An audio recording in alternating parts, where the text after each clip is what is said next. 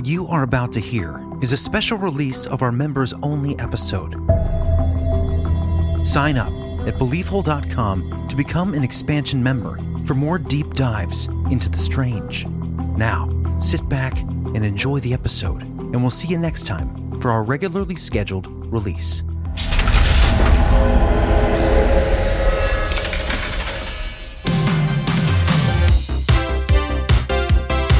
Hello, everybody. Hi. Oh, hi. Welcome to Expansion. Welcome in. Welcome to all the newbies. Yeah, and the oldies and the goodies. And the foodies. Yeah, okay. The foodies. I'm hungry.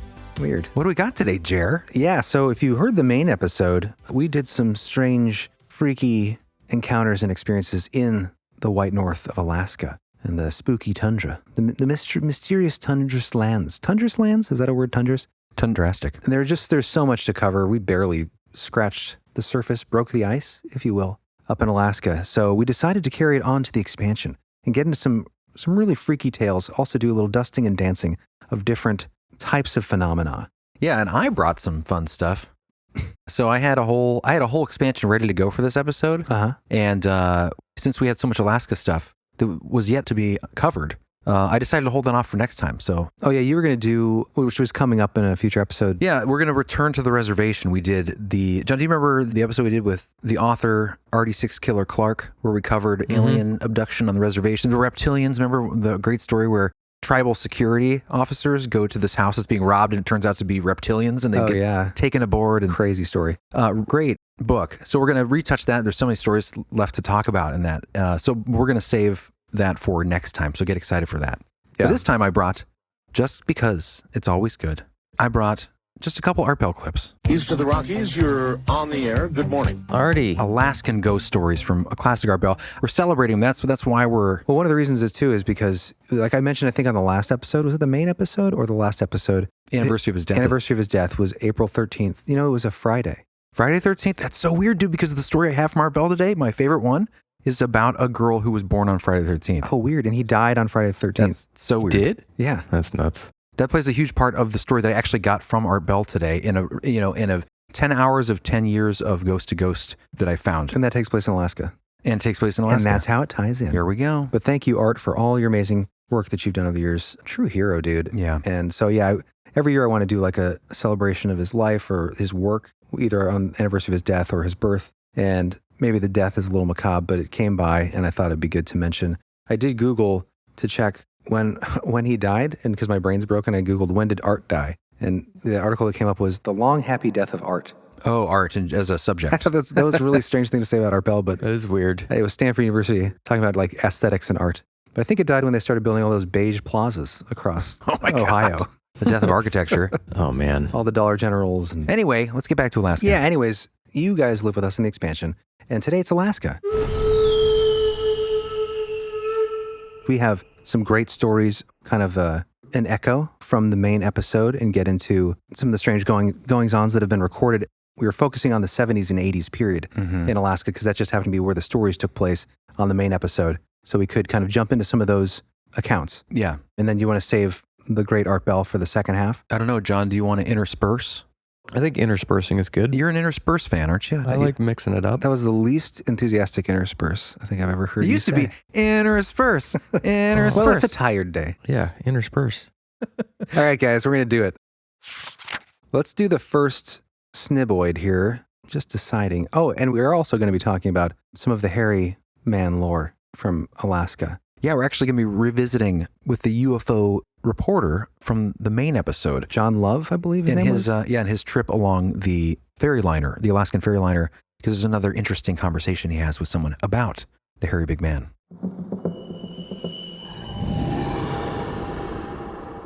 All right, let's get into it with just some quick little freaktoids, if you will. Yeah, warm up. Yeah, of weirdness here. I found these from a few different sources when just looking for strange accounts in Alaska. I like this one a lot. This is just a brief little anecdote. And this comes from Saucers of the North, a history of UFOs in Alaskan airspace. This took place on August 20th, 1979. On August 20th, 1979, a night shift engineer heading from the work site to the office at the Moose Creek Dam, about 30 miles from Fairbanks, experienced a flash of light and missing time. The engineer had finished up at the work site where his crew was sculpting gravel pits for the dam and went to return to the office to write up his daily report at 1:45 a.m. On the drive, only a few miles from the office, there was a sudden flash of light. He slowed down and rolled his window down to see what the flash was. He didn't hear the sound of engines, which is what he was expecting. Eielson Air Force Base is very close, and Fort Wainwright is also close. When he arrived at the office, he noticed that it was almost 4 a.m. He has no recollection what happened during the missing hours. Interesting. That reminds me of. Do you guys remember the listener story we had where the guy was driving out by a turnpike in, I want to say Las Vegas, where he witnessed a flash of light, and then suddenly his car was almost as if it was being attacked by something from above. Do you remember that? Yeah. We also had another story we've never done about flashes of light, missing time, all happening in the same night, in something with the number 3. We should do that. That would be an interesting conversation, correlating those stories where there is this flash of light, missing time. Yeah. Really thread that together, the possible reality of, I guess it would be abduction, right? Yeah. Yeah, we do have some abductions in this episode. I don't think I'd like that to happen to me. That sounds like an Art Bell response to someone's story. What do you think? Would you like that to happen to you? I wouldn't. Yeah, oh boy.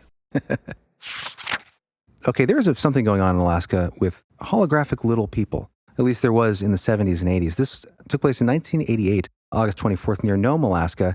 And as Albert Rosales accounts in his work, there seemed to be a spate of these entities seen, or these holographic experiments happening, where people around Nome, Alaska were running into these things repeatedly. And by running into them, I mean literally with their car.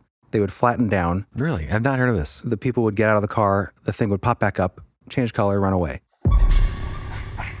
Weird little... This was in the 80s? Yeah, this account takes place in 1988, but I think it happened throughout the 80s and maybe even later. This is called Holographic Little Dudes.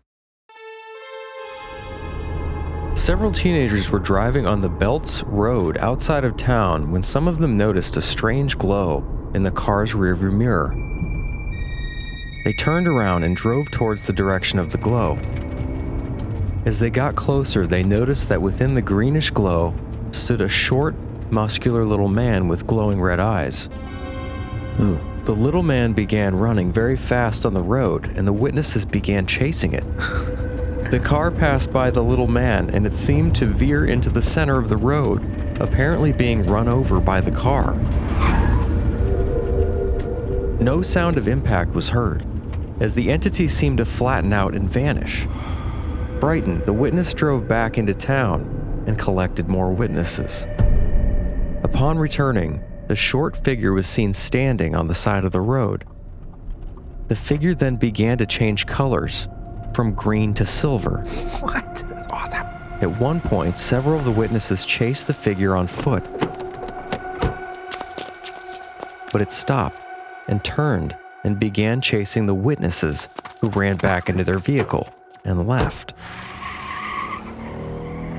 That is amazing. That great little story. That is such a weird and kind of funny little account. So that was just one account. And this story took place at 3 a.m. in the morning, of course. It's always the time. So where was this thing coming from? But I think the multitude of these accounts happening at the time, it made my brain kind of went to maybe holographic technology experiment.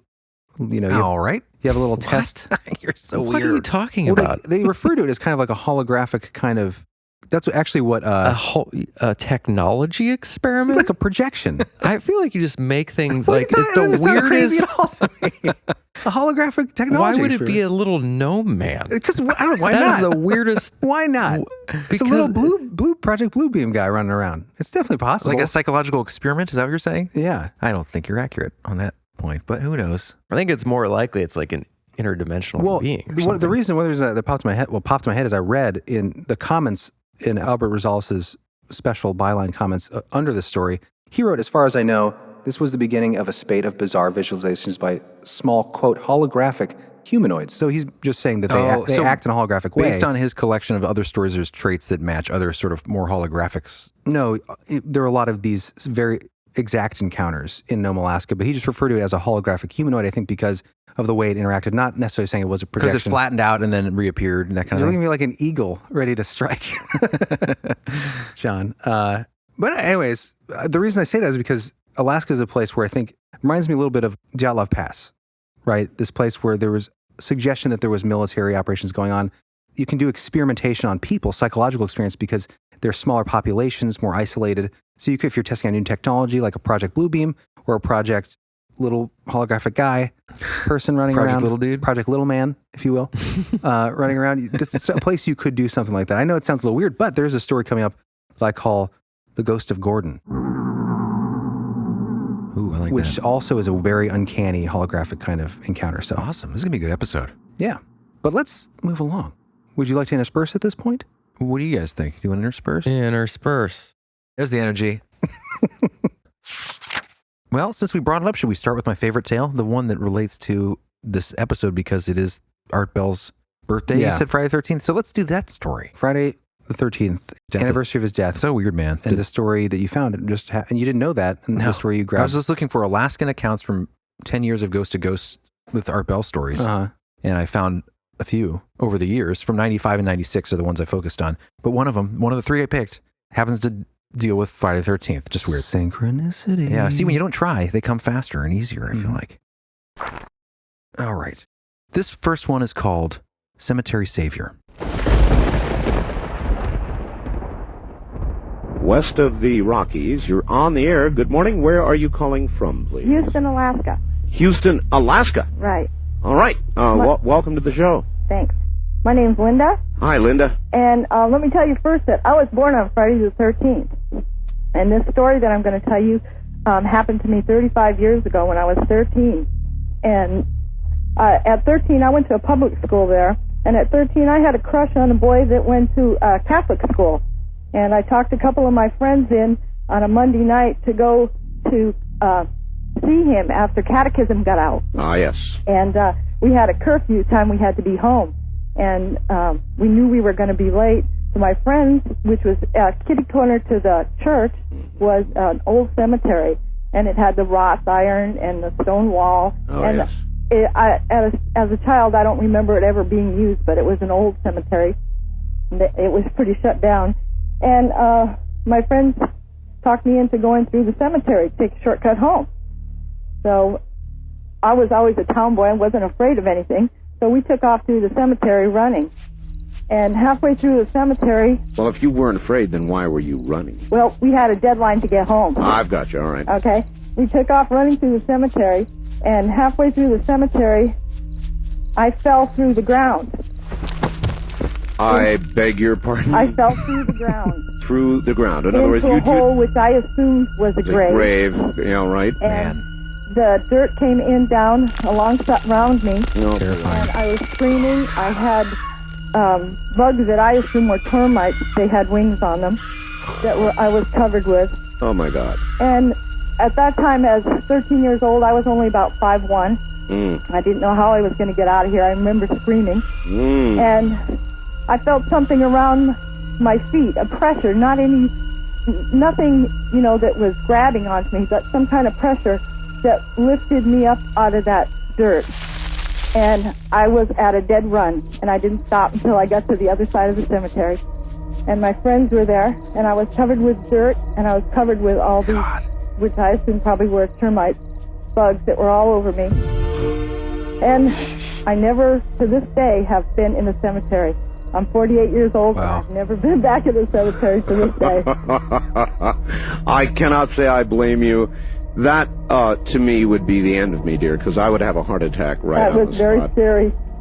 Fortunately, your heart was young enough to take it, I guess. Right. Great story. Thank you very much. Thank you. Take care from Alaska. Oh, man. It's great. Can you imagine running across a cemetery in the dark, falling into a grave with bugs crawling all over you?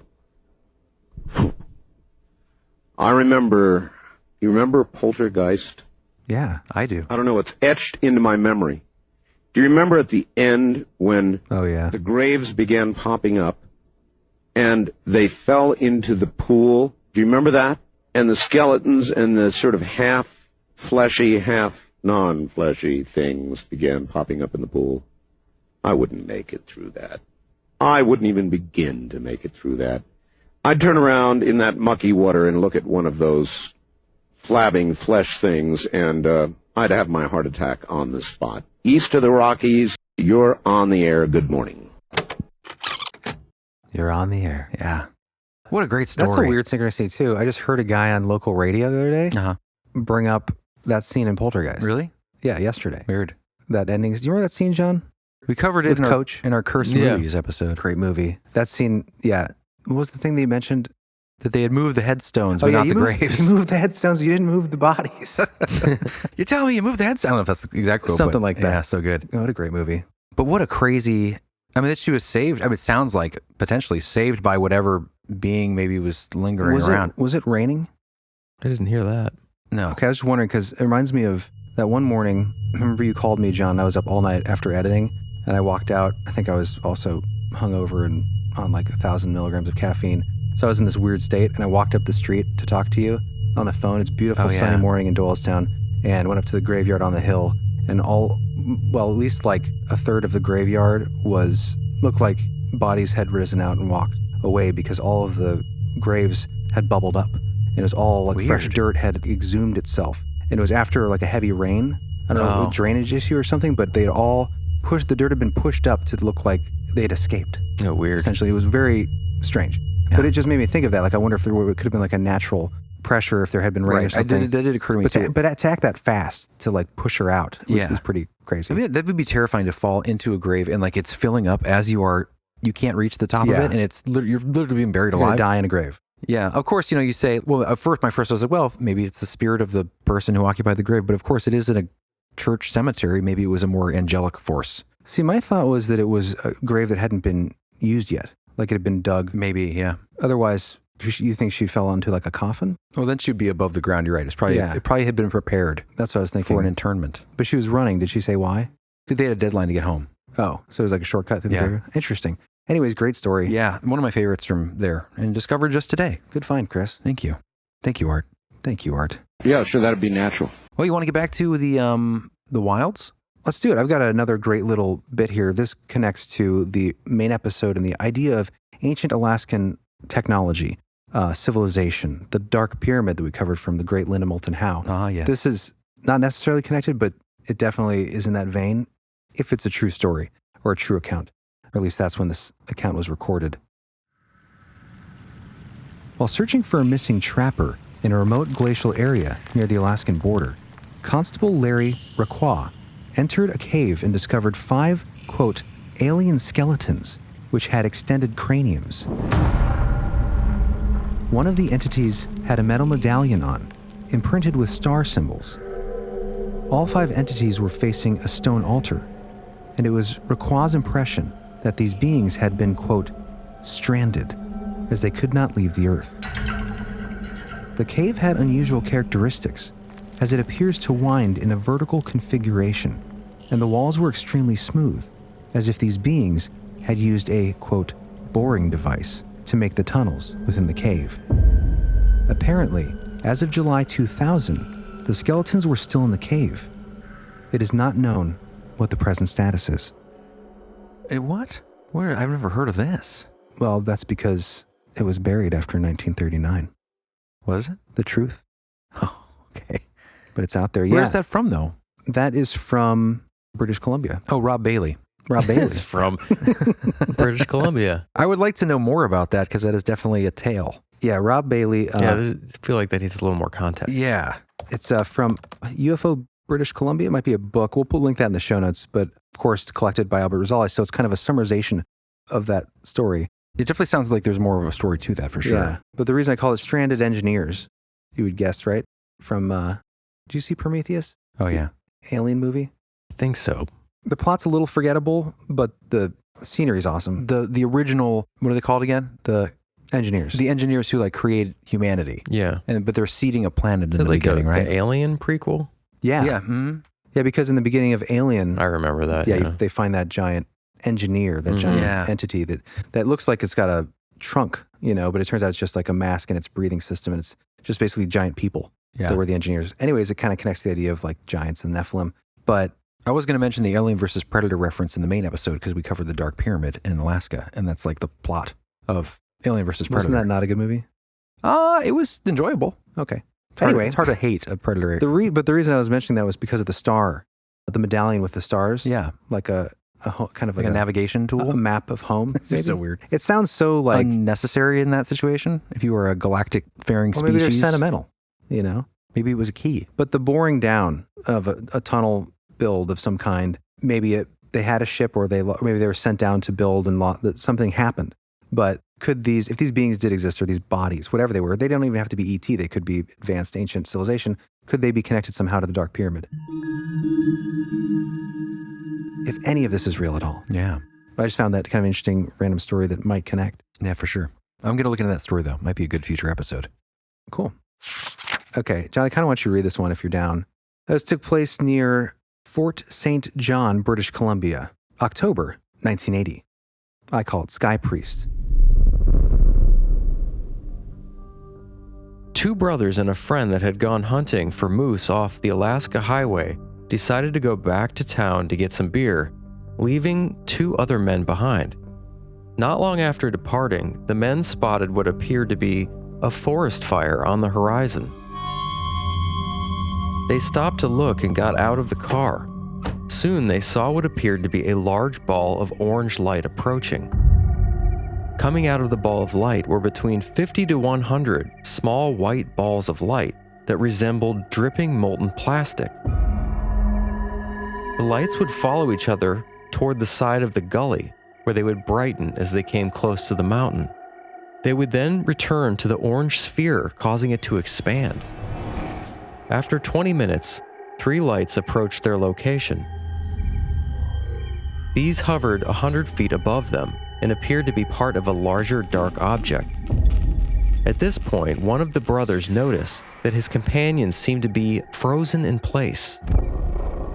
He then saw 3 large spiral clouds forming overhead. He decided to run towards a ditch, but was hit in the back by a ball of light. Next thing he knew, he was going up backwards through the air. He then saw a human-looking figure resembling a priest. The man had black hair and a black beard and appeared to be suspended above him. The witness was unable to move and could only move his eyes. He then looked down and saw what he described as 100 small beings resembling skinny Pillsbury Doughboys. They seemed somewhat out of focus. The human-like figure communicated telepathically with the witness. Next, he remembered floating down to his car, then driving away with the other 2 men. He could see many balls of light floating above the road, and then he left the area. Wow. Quite a story. Yeah. That is so weird. It sounds like a attempted abduction. Where did the story come from? This came from a MUFON account by witness. It was investigated by Gavin McLeod, who was a Highlander. Well, besides being an immortal, he was a regional representative of MUFON, California-based. Man, that is insane. Dripping molten plastic. That reminds me of Pascagoula. I remember we covered that story. Pascagoula and the Maury Island incident. It was like it was dripping as it was going over the water, those fishermen that were taken aboard. I think that was the right case. Well, the Maury Island incident had That's the what I'm dripping. thinking of. I'm That's sorry. what you're thinking of. The Men in Black account. Yeah. That's a famous account. But yeah, the dripping molten plastic, that stuck out to me. It kind of reminded me, John, of you. Yeah, the experience I had, it definitely felt molten. Mm-hmm. Yeah. I was too far away to think plastic. But it felt like molten lava. That's what it looked like. You hear that a lot. Yeah. That kind of organic, but specifically molten lava-ish kind of. The way it moved, the coloring. Yeah, a kind of undulating thing. You know, it's interesting, these orange and white lights floating around everywhere. It makes me wonder because, you know, you have this craft that's seen above that eventually these things seem to come back to. Yeah. Makes me wonder how many of these balls of light things that we see that seem kind of sentient or seem to be its own craft isn't just a part of another larger ship. You or hear some that a sort lot of too. drone. Yeah. What a cool, it's very science fiction-y. if you look at it from the perspective of whatever these things are visiting, and imagine it's a television show like Star Trek, and what away mission are they on, where there's this priest-looking, commander Like they're in disguise. who's down here and sees a couple dudes, couple Earthlings, and he picks them up for whatever reason to communicate or gets them from. But he's really just performing an away mission with these white, runny, fadey guys and the lights. It's interesting to look at it from that point of view. What's the story? Yeah, well, I think that the priest outfit or that appearance could be a misidentification, obviously, or like that's what that person extrapolated from what he saw. Could also be that you hear in a lot of these cases where you have the screen memories where they try to present in your mind something you think that would make you feel at peace or something to give you comfort. Could be something like that. Or could it be a priest, another extraterrestrial race, maybe not a priest, but dressed similar to a priest that is human-like? Mm-hmm. Jesus is the savior of all planets. That's what they say. Not just Earth. There could be priests everywhere. Mm-hmm. Interesting. But John, specifically on the balls of light, and we talked in the main episode about something about Alaska and these orange saucers. Remember the disturbing mutilated orca killer whale and those animals? Those were orange lights or craft with orange color with like a dark ring or an orange ring. There's something about orange technology there of whatever is flying in Alaska and has been since at least the 70s. Yeah. This connects to that. And I want you guys to go back and forth. It's a short little script here that I transcribed from an interview from Eerie Lights Over Anchorage, a personal account of UFO sightings in Alaska. I think that might have been on a Discovery program, but it was a really interesting interview with a couple by the name of Bill and Pat, locals in the area up there in Anchorage. And John, if you want to be Bill, he'll mention something that I think the reason it made me think of you is how he kind of describes this light that he saw. And then Chris, you can be Pat, his wife. December 16th, 2019. It's the night I'll never forget. Bill and I were getting into the car. We saw something in the night skies that didn't belong there. It was what we called orange orbs. I looked up in the sky because I saw some orange glow off the hood of the car. Pat said, what's that? An orange orb. Huge. And it's coming towards us. The moment I saw it, I said, that's a UFO. It's something. And then I see another one coming right behind the first one. Same altitude. And they're moving towards me. About that time, another one comes up. I jumped out of the car, and there's no sound. No sound at all. They do not make a sound. They were extremely bright. Very bright. A bright I've never seen before. The whole thing was glowing. And to me, it looked like orange coals glowing and changing. I believe they were intelligently controlled because they were all coming at the same speed, the same elevation, and they were spaced the same distance apart. So yeah, there it is again, that orange coals glowing and changing. Interesting, it's coming at them, right? Mm-hmm. So they're seeing that line in front of them. Because you always hear like it's flares dropping or whatever, but they're obviously moving towards these in formation. Apparently there's been a lot of the sightings up in Alaska with these orange lights, whatever they are. A lot of them they do movements in formation. They also do what you could call synchronized sky swimming, like dances in the sky. And it's interesting, some UFO researchers up there believe that they are targeting villages because some of these villages are so isolated out in Alaska in the tundra that they're not moving in formation from point A to point B, but they are right above or right near a village in view. There's no purpose that you could think of that they would be operating in this manner except as like a show or some sort of communication with the villagers below. So that's just kind of an interesting, is it just, are they messing with the villagers? Is it, who's behind it? It's interesting because, where we're from, way back when, Norway, there's a village called Hessedalen. I don't know if I'm pronouncing that correctly, but they are known for, tiny little village, are known for these orange balls. Oh, really? Again, kind of isolated up in the Arctic. I wonder if they're also in like formation kind of patterns. Yeah, you can look at images of it, but there's been documentaries on this. It's been going on for a while. People will go there just to watch these lights. Interesting. Yeah, I wonder if they're the same. Yeah. Or somehow connected. But the guy, Bill, the witness that you played, John, he spent his entire life around aircraft. Both his parents were pilots. So he knew looking at it that these, whatever these were not conventional aircraft, obviously. And his main concern, the reason that he's like, no one is looking into it, no one's interested, that he can't get anyone interested in it as far as like government, military, local administrations.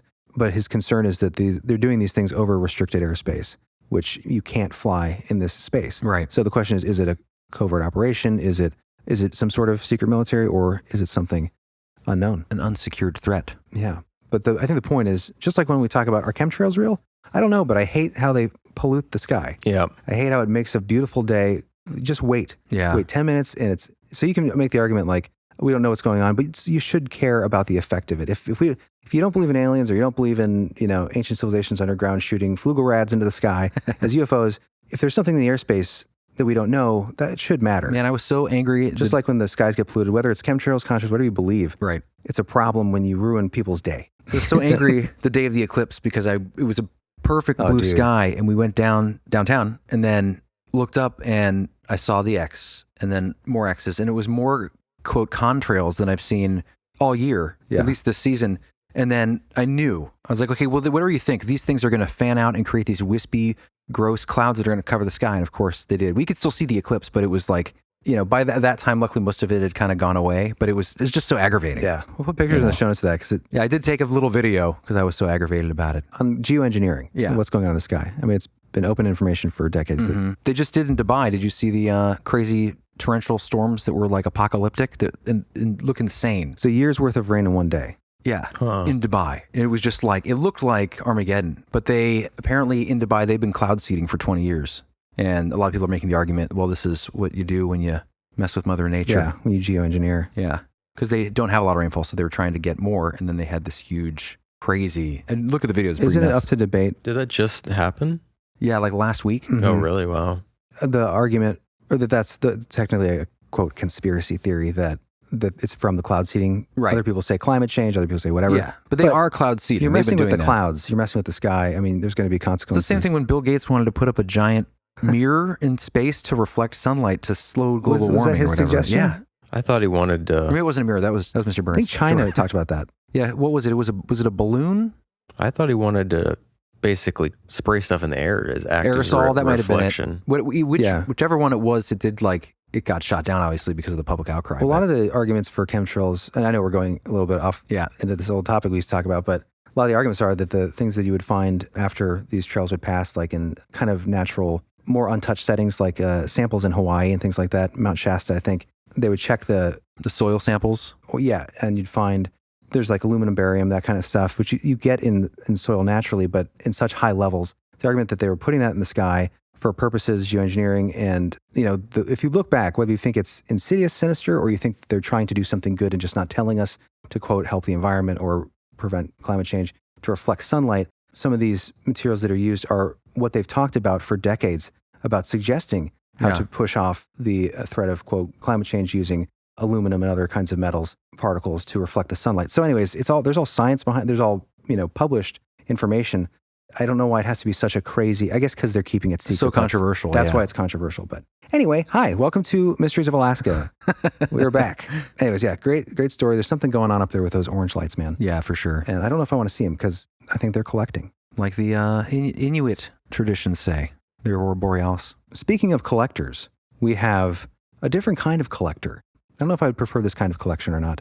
I'm looking forward to shortly here, coming up, probably after the break, getting into this hairy hominid humanoid, Sasquatch native creature, the Kushtika, that is collecting. We have a pretty disturbing account of this collection. People collecting. Yeah. So not from the sky, but from the tree line. But before we take a break, do we want to do a quick intersperse? Yeah. Let's do it. Let's do it. Let's give us some art. All right. Beautiful, beautiful man. All right. This next clip we have from Ghost to Ghost was 1996, a wonderful year, good year. This one is called Babysitting Spirits of the Board. Ooh, I don't like the sound of that. First time caller line. You're on the air. Hi, Art. This is Marcy calling from Juneau, Alaska.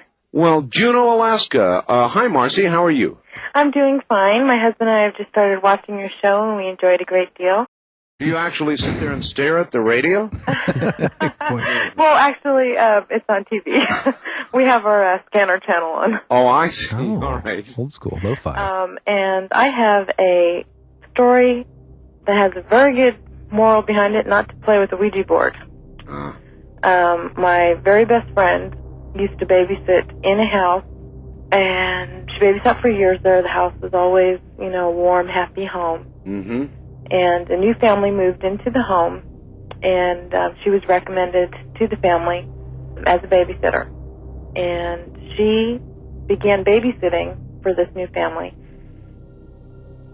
And the house began to change. It became a very gloomy house. Very odd things would go on. The dog would go crazy at, any time. You think it was because of her? Well, I'll tell you what I think it was after. All right. There was a 2-year-old little girl, and she would go into these trances. She wouldn't, you could stand in front of her and scream, and she wouldn't come out of it. And it would last for quite a while. Oh, that's weird. And I have a 2-year-old myself, and I know that's, impossible. But she would go through these weird things that were going on. The kids would never wake up at night. A 5-year-old and 2-year-old, which I think is very odd myself because I have children. Yes. And several things would happen, and this, grew more and more, and she grew more and more uneasy about babysitting there. And one night, she decided to give the children a bath because they really needed a bath. The mother had changed, the kids had changed, the house had changed, everything was kind of yuck. And so she gave the kids a bath, and she washed the little boy in the tub, and the little girl, who was 2 years old, was petrified of being washed. And she was washed in the sink because she could sit in there and it was easier for her to handle the little girl. And eventually, she put them to bed. They never woke up. She was sitting, talking on the phone with her boyfriend, and all of a sudden, the water in the bathroom, in the tub and the sink, just shot on full force. And there was no one in there. And so finally she got the courage to go peek at the bathroom, and the water turned off. You mean right before her eyes? Right. And later on, she found out that the woman had had a priest come in. She never babysat for them again. She told them she's never going to babysit again.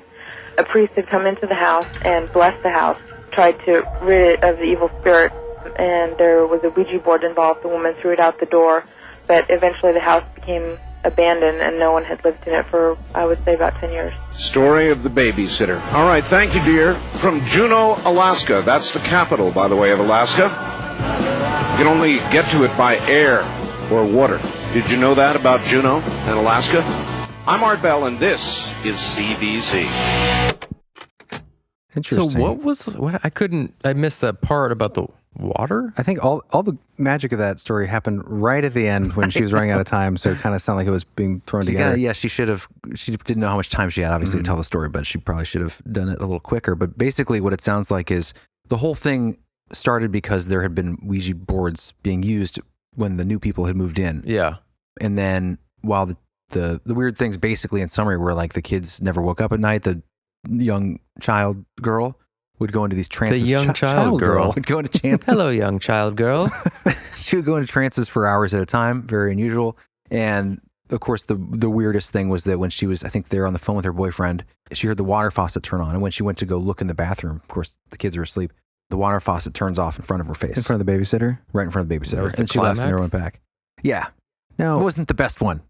But yeah, still spooky. The elements, I like the ambience of the elements. Babysitters, Ouija boards. Yeah. Babysitters and Ouija boards, it should be just a book. Babysitters and Ouija boards. Yeah, they kind of go together. If you're out there and you've been a babysitter and you've had a Ouija board experience, please send in that story. It's such the thing to do, especially when we were growing up, that just the idea of it. Not that you should do it, but It's very like 90s feel to it, 80s, 90s. like light as a feather, stiff as a board, Yeah. kind of thing. Yeah, I mean, didn't they say that they found Ouija boards and threw them out? Is that what they said at the end? I think the next person that moved in found the Ouija boards, so I think the assumption was that they had been, the new people that had moved in before that, had ghosted the place up with their Ouija boards and then bailed. Interesting. Different definition of ghosted. Yeah. I didn't think about that. Well, we're going to take a quick break. And when we get back, we are going to book passage on the MV Matatuska. Oh, the ferry. If you'll remember from the first episode, the ferry with the incredible eyewitnesses aboard. Yeah, as it goes through that beautiful channel up in Alaska. I forget what it's called. The passage. Yeah, all right, guys. We'll stick around. Let's get hairy when we get back. Let's do it. We'll be back.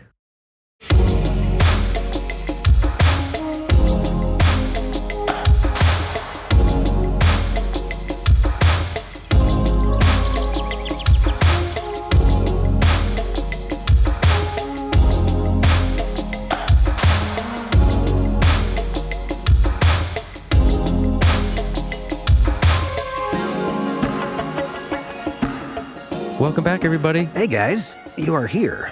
We're happy for that. So we're going to get back on the ship, right? Back on the ferry. We're going to ferry you around to some good stories. Yeah, you want to start there? Let's do it. Okay, so you guys may remember from our main episode, if you heard it, we covered an account by the author John Love from a 1978 issue of a magazine called Ideals UFO Magazine that we found through the help of Jessie Desmond, an author and listener of the show who sent us her book. But there's something else we found in that article that we didn't have a chance to read on the main that gets real hairy, right, Chris? Yes. So if you'll recall, John Love had a fortuitous encounter with a park ranger on that ferry. And this guy had revealed an incredible eyewitness account about the whale stealing craft. The killer whale abduction. Yes. And on this ferry, the MV Matanuska, he had some other conversations. And we're going to be covering another fascinating one right now of the hairy variety. We're calling this account from John Love's article, which we'll link in the show notes, Legend of the Kushtika. In Prince Rupert, British Columbia, I boarded the MV Matanuska, a 750-passenger ferry liner operated by the state of Alaska.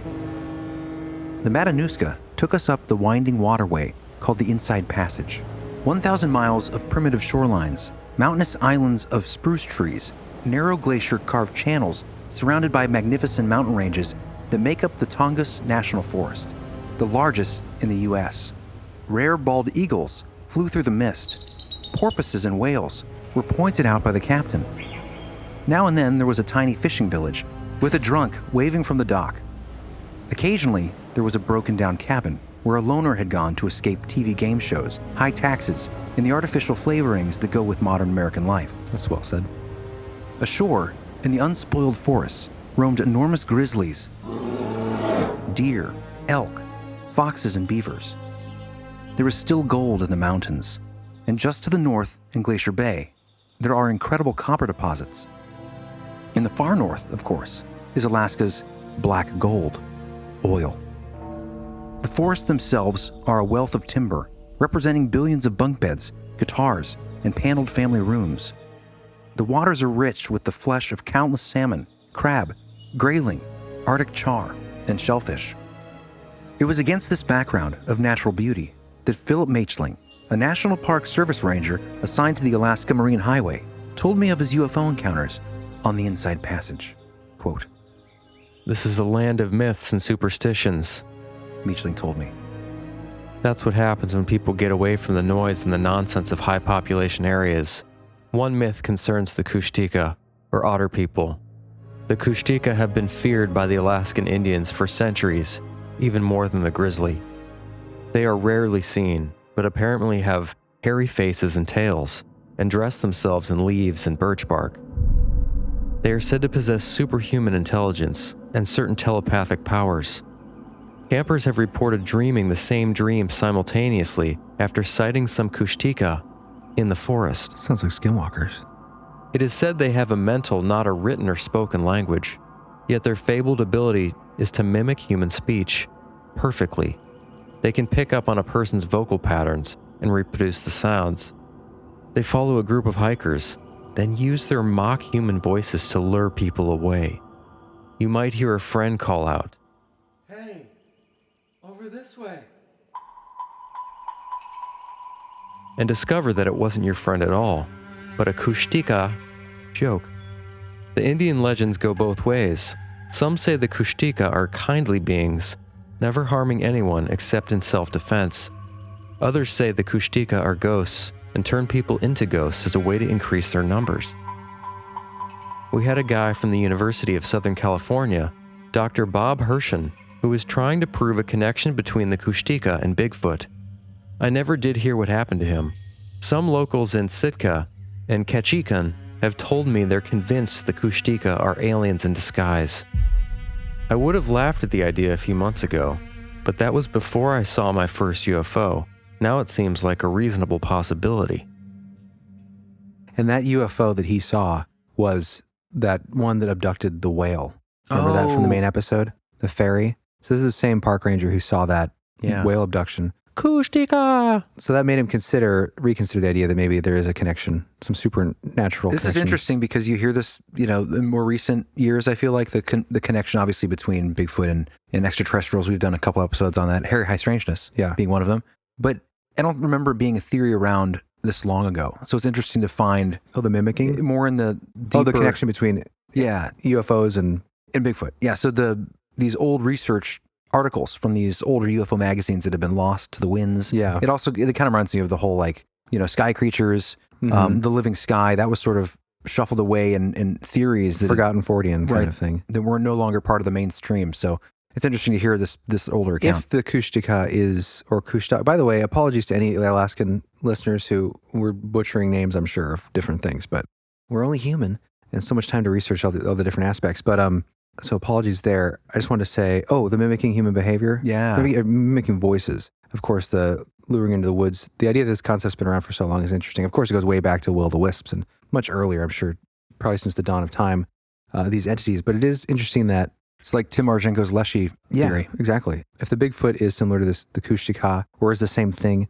or some sort of, it's just interesting that they all seem to have these similar abilities. The mocking of human voices, the telepathy, this connection, like maybe there's just a family tree or a breed of species, I don't know what you call it, of entities that all have these kind of supernatural abilities to interact with people, maybe their food. Anyways, that was a good thought. Yeah. Oh, and then the reported dreaming the same dream simultaneously. Yeah, that's interesting. After seeing this Kushtaka, that just reminds me so much of when we talked, remember the skinwalkers and that guy who would have those dreams? Oh, yeah. After They stayed with him. Stayed with him, like every night he would dream about this white wolf man skinwalker thing looking through the window or following around. He just felt it. A lot of people have these, especially Dogman. But I wonder how many, if that's the same thing, where these different entities on this kind of plane of supernatural existence can have this effect. Like they all Haunt have your dreams? They all have this ability, Or could it be... Tap the mana. What do you think, John? Because I think it could also be just the fact that you see something so out of the norm that you're going to have you're going to dream about it for a long time. Yeah. Might not be a supernatural... But the same dream at the same time. That's what's weird. That's true. Anyway, yeah, this was we'll link this in the notes. I just love how people used to write. I love that this guy was writing for a random UFO magazine in the 70s, and he would write things like, how beautifully written some of that was. Yeah. And that one line, some of the lines are oddly creative. I just thought this was interesting when he said, "The forests themselves are a wealth of timber, representing billions of bunk beds, guitars, and paneled family rooms." In other words, that dates it for sure. Was it the 70s? Yeah, which is the idea of like, you're looking at trees, but you're also creatively describing that they represent all the things that they've been cut down for and built. I just thought it was really well written. Yeah. Kudos, John Love. But yeah, so there is something like this out there, allegedly, in Alaska, and people have been seeing it. Whether or not this is Sasquatch or the Kushtaka, there's another story here that comes from Nome, Alaska, or Bethel. Oh, yes. Supposedly a Nome, Alaska pilot and his newlywed wife were en route to Anchorage, where they would make connections for their honeymoon. The weather turned sour, so he touched down in a Cessna 180 or 185 on floats. He taxied to shore, where he and his wife looked for a spot to pitch their tent for the night. Having found one, he turned toward the plane to fetch the tent, with his wife following him. He heard his wife scream and turned to see a hairy biped running from the location toward the woods with his wife under one arm. The pilot chased after the critter before realizing that he could best stop it with a firearm and returned to the plane to fetch his rifle. He followed, seeing them 3 times before he lost sight of them.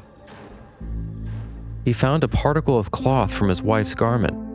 He either spent the night in his tent and looked the next day, or flew on to Anchorage and reported the event to Alaska State Troopers, who began a search but were unable to come up with any positive results. The wife was never found, and Jack told me that the pilot was distraught in a basket case for years. Gosh. Yeah, you think? If that's, a real account, that's obviously horrific. And this wouldn't be the first. Do you remember Albert Osterman? He was the guy a prospector in Canada who allegedly was kidnapped by a group of Big Feet and was held captive for 6 days. When was that? 1924. Oh, wow. Yeah, that would be horrible, dude. I mean, Your wife? no closure too. You just never know what happened, and that's awful. Yeah. Awful. Yeah. And the newlywed too. Like, how it's tragic, awful. dude. You're landing a beautiful, you're landing on floats on your own Cessna. It's perfect. You're going to pitch a tent for the night and then just gone forever. So what you Now, said, if this is a true story. I was going to say, there was some credibility, because obviously if you wanted to get rid of your wife, why would you tell a story that it was kidnapped by a Bigfoot? Yeah. Why not say a bear? Or she got lost. Yeah. Yeah. I mean, if this man existed, I wonder if there's a record. If I had more time, I would have loved to go and try to dig out any sort of history of missing, woman report. Yeah, it's a little hard without any backup, but still, definitely something to ponder. Yeah. Well, on that point of credibility, I just wanted to mention this was a little bit of background that I found from the story. The guy who was told the story was a noted author and bear behaviorist, or I guess a noted author on bear behavior. So that sounds right. Tomato. He's an Alaskan, and his name was Larry Kaniewit, something like that. So he writes the story that he heard. It said it was unconfirmed at the time, but allegedly it was written up in Alaska Magazine. So Kaniewit at this point, when this was recorded, by the way, this comes from BigfootEncounters.com, which is a huge treasure trove of alleged real accounts people have submitted and have been gathered from places. But Kaniewit at that point was investigating, but in the meantime he wrote, quote, "My friend Jack Gwaltney," so we have a name, or at least of his compatriot there, "and I traveled to Wasilla, Alaska, home of Freaky Deaky podcast, to meet with Ken Taylor Jr. and Jack. And Jack shared this story. He remembered the story's source when we reached the Best Western, where we were to eat lunch. Jack said that he was pretty sure that Alaska Magazine carried the story around 1985, so that could give us a lead to look into it. I've made a little effort to confirm the story at Anchorage's Lausac Library, but as of yet had no success. In the spring of 2002, I stopped to see Andy Hall at Alaska Magazine regarding permission to use the story, talked with Jill Shepard, who was going to look in 1985 magazines for the story. I'll email Andy to see if they've discovered anything yet." So I guess we could follow up with this fella, see if they found anything. But yeah, anyways, sorry, I guess they didn't need all that follow-up, but I just thought that was an interesting story. Where did you find that? That wasn't in the article, was it? It was a part of the write-up at BigfootEncounters.com. Oh, gotcha. Okay. Interesting. Where that story came from. But yeah, I don't know if I'd rather be collected by something hairy and large or something metallic and heavy in the sky. Yeah. I don't know. I might go Bigfoot. The last tale I have here for you guys today goes back to my theory of the holographic little man epidemic outside Nome, Alaska. This takes place in British Columbia and Yukon, Canada, so nearabouts, October 18th through the 22nd, 1974. Again, we remain in the 70s for this strange phenomena. Tell me what you guys think. Is this a ghost, someone from the afterlife, an alien, or a holographic little person? This is a separate account I found unrelated, but I thought it was interesting with that kind of the holographic nature of this thing, this person that is picked up off the roadside as a hitchhiker. Let's hear it. I'm ready. Needs a ride. Edmona Toes and Nuria Hansen were driving home to Anchorage, Alaska by the Alcon Highway and were on Steamboat Mountain when they saw a bright light across the valley. Another light appeared above it and descended with an oscillating movement, becoming 3 times the size of the full moon before shooting back up again. The light on the mountainside was seen to be hat-shaped with a row of yellow luminescent portholes. They estimated it as 90 feet in diameter.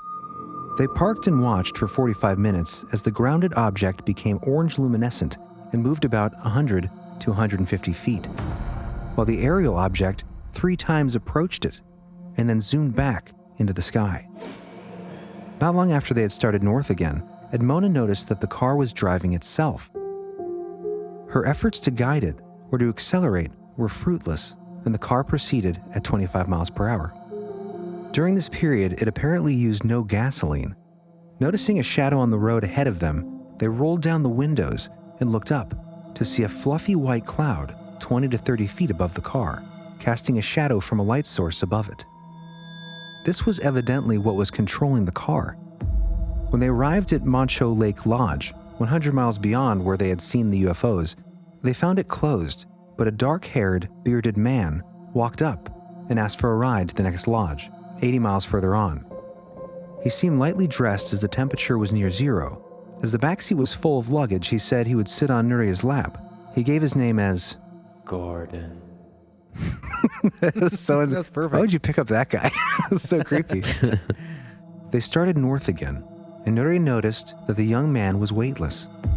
He then sat between the 2 front seats, but Edmona observed that he actually sat in the air, with his rear end several inches above the surface. A moving light below treetop level was seen again. The young man asked them if they believed in flying saucers, and also questioned them about angels. When they arrived at Fireside Inn, about 4 a.m., Gordon got out, and simply disappeared. There was fresh snow on the ground, but there were no tracks. It was not until they had driven all the next day and had arrived at Watson Lake that the strangeness of what had happened finally penetrated to them. Edmona realized that Gordon had resembled her husband Jim, whose middle name is Gordon. On the next day, they noticed that snow was falling everywhere except in front of the car, where the road was dry. They looked up and saw that the cloud was again above them. It stayed with them also on the 21st, and after dark, a light paced the car. Just before they arrived at Edmona's home in Anchorage, the light blinked on and off 3 times, created a huge arc, and departed.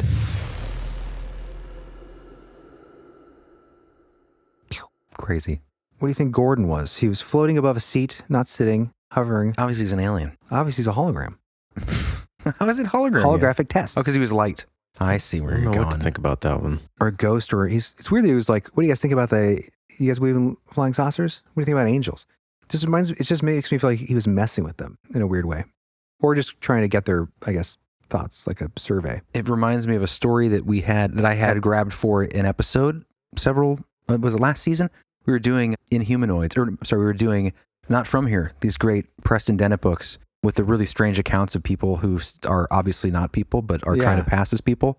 And it was another hitchhiker, and he was being picked up by a group of hippies in a Volkswagen Bug in the mountains. Really good story. We'll have to do that sometime, but just reminds us that there's a thing with these things, trying to pass as humans and hitching rides. Also in disguise. Remember the priest, Sky Priest? Totally different account, different story. Oh, yeah. This guy also had black hair, black beard. Maybe it's the same fella. Oh, or the same race.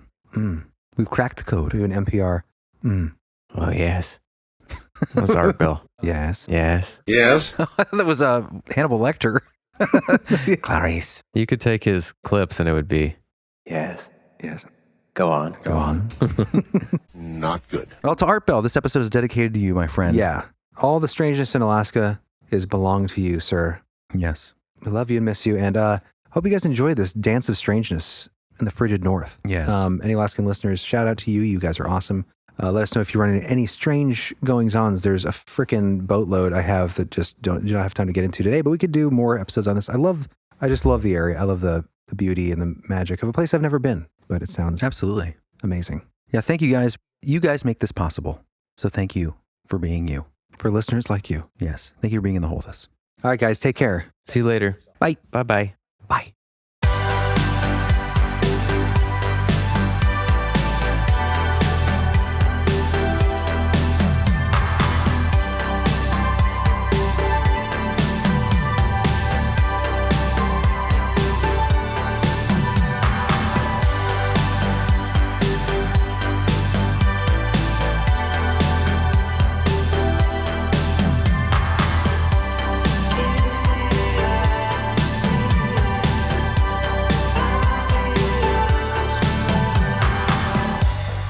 The waters are rich with the flesh of countless salmon, crab, grayling, Arctic char, and sheefish. Himfish. Sheefish, is that supposed to be shellfish? They tried to correct me on that. Sheefish. Sheefish. That's hilarious. Probably shellfish. I'll just say shellfish, because I think that's probably Sheefish. it. You like that one. It's like a superhero. Sheefish. Da-da-da-da-da-da-da-da-da. Sheefish. I think we go on.